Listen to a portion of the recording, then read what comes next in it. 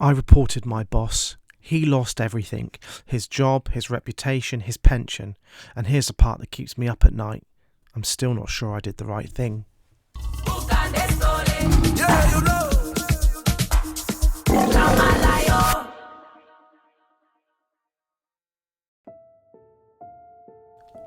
Welcome back to Drama Lion, where real life gets complicated and the verdicts are never easy. I'm your host, and today's story is one of the most morally complex ones we've ever covered on this channel.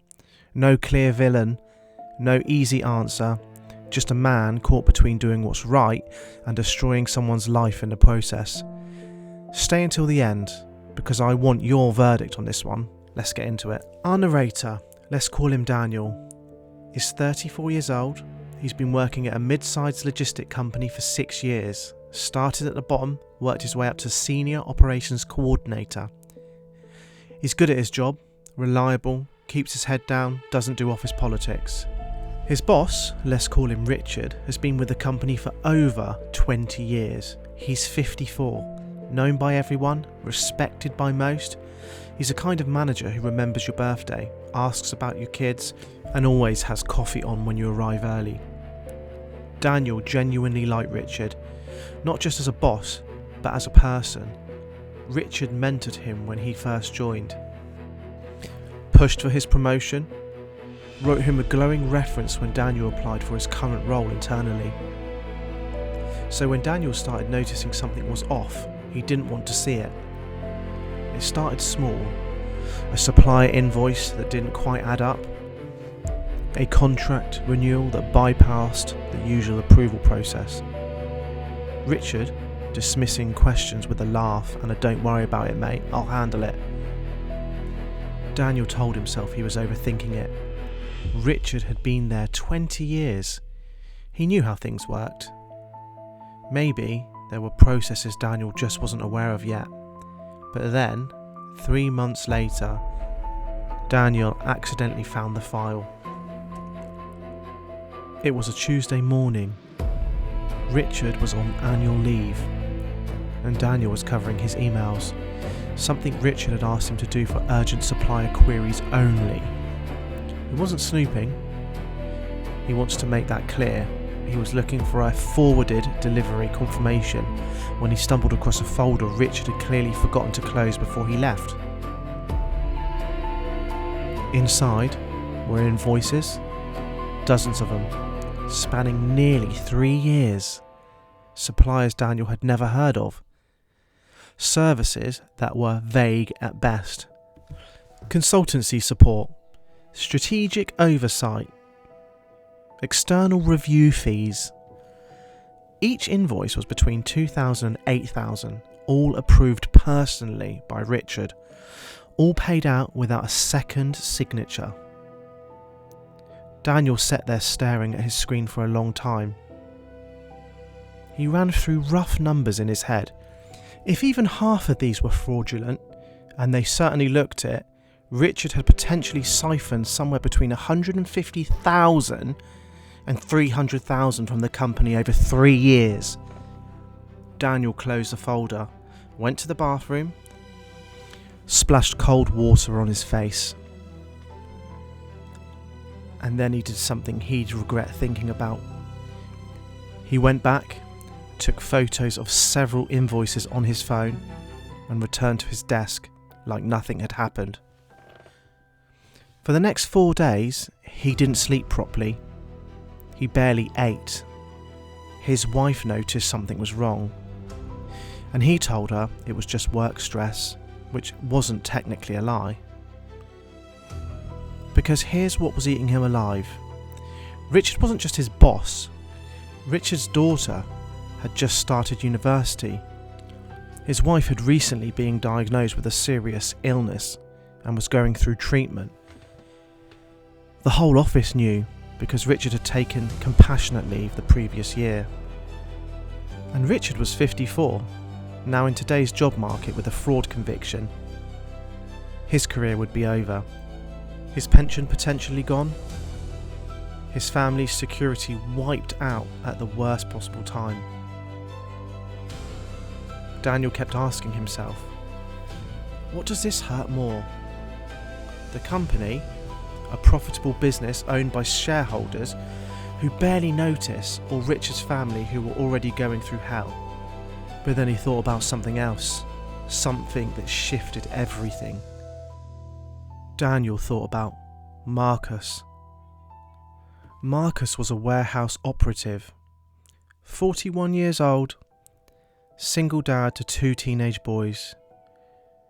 He'd been with the company 8 years and was one of the hardest workers Daniel had ever seen. 6 months earlier, Marcus had been let go. Budget cuts, they were told. The company needed to reduce operational costs. Marcus had shaken everyone's hand, cleared his locker, and left with quiet dignity. Daniel had felt bad about it at the time, but he had accepted the explanation. Companies make hard decisions sometimes. Now, sitting with the knowledge that Richard had potentially stolen hundreds of thousands of pounds, Daniel couldn't stop thinking about Marcus. Had Marcus lost his job because the company genuinely needed to cut costs? Costs that Richard was secretly inflating for his own benefit. Had a good, honest, hard-working man lost his livelihood so that Richard could pocket another few £1,000s? Daniel felt physically sick. Because now this wasn't an abstract moral question about whether to report a mentor. This was potentially a real person who had already paid a real price for Richard's greed. He made a decision that night. He was going to report it. But the question was, how? Daniel didn't go straight to HR. He was worried about it being buried. Richard had friends everywhere in that building, including, he suspected, in HR itself.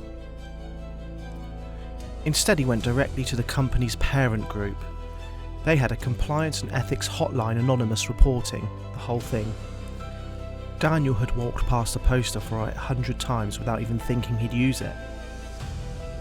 He submitted everything, the invoice numbers, the dates, the photos he'd taken, a written account of what he'd seen and when. He requested to remain anonymous.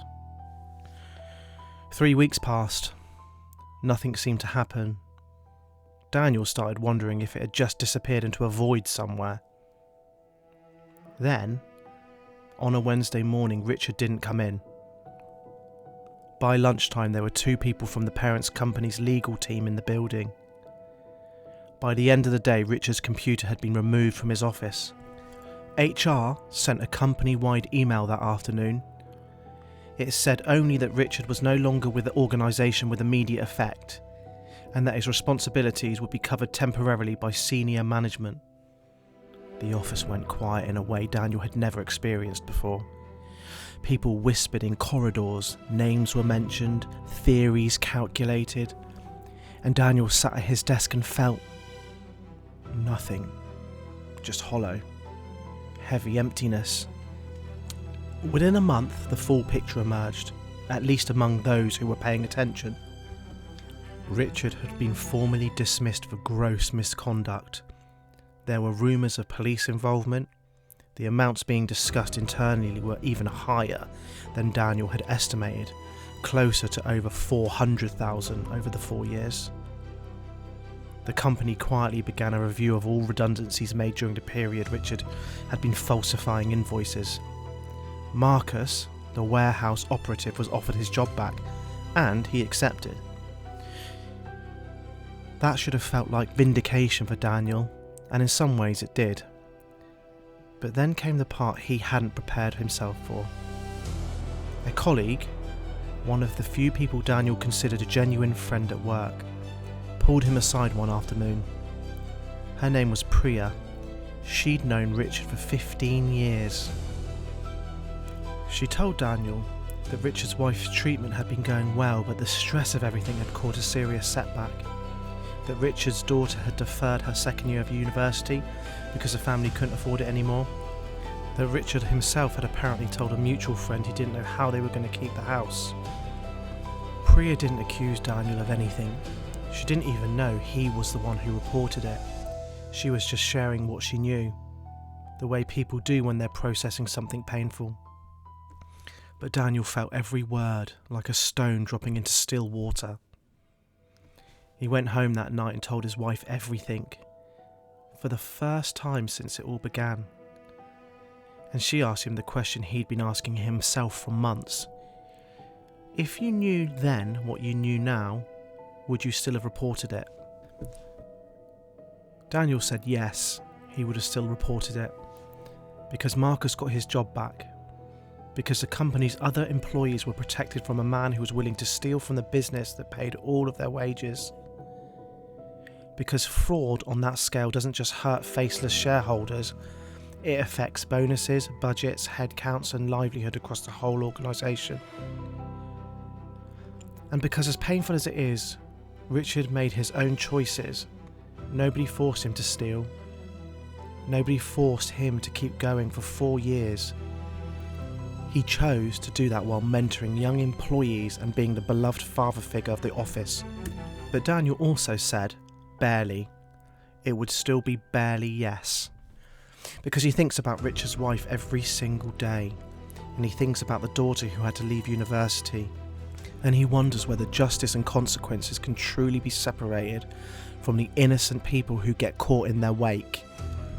He's never told anyone at work that it was him. He probably never will. And he comes to us today asking, was he wrong to report it? Should he have found another way? Should he have gone to Richard directly first and given him a chance to come clean? Or did he do exactly what any decent person would do and simply has to live with the cost of that? Alright, Drama Lion crew, time for the verdict. Drama Lion's verdict. Daniel is not, and I repeat, not the villain here. Not the villain, not the villain, not the villain. Let me be absolutely clear about that. Richard stole £400,000 over 4 years. 400,000.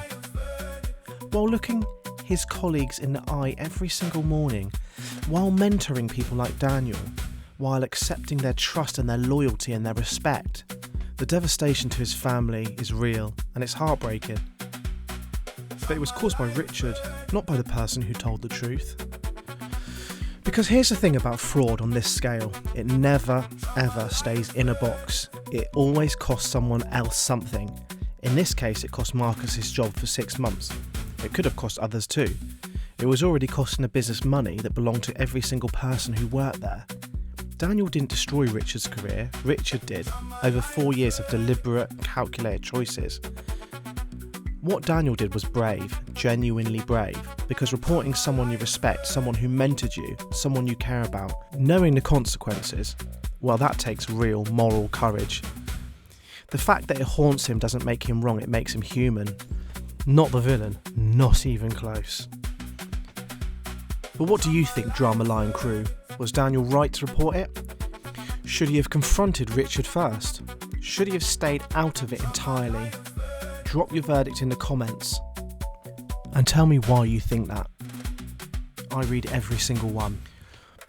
If this story got you thinking, hit that like button. It genuinely helps this channel more than you know. Subscribe to Drama Lion for new stories every week. Real life drama, tough verdicts, no easy answers. And if you've ever been in a situation like Daniel's, where doing the right thing came at a real cost, drop your story in the comments. You might just be in the next episode. I'm your host, thanks for watching, and remember, sometimes the hardest thing, the right thing, well, they're the same thing.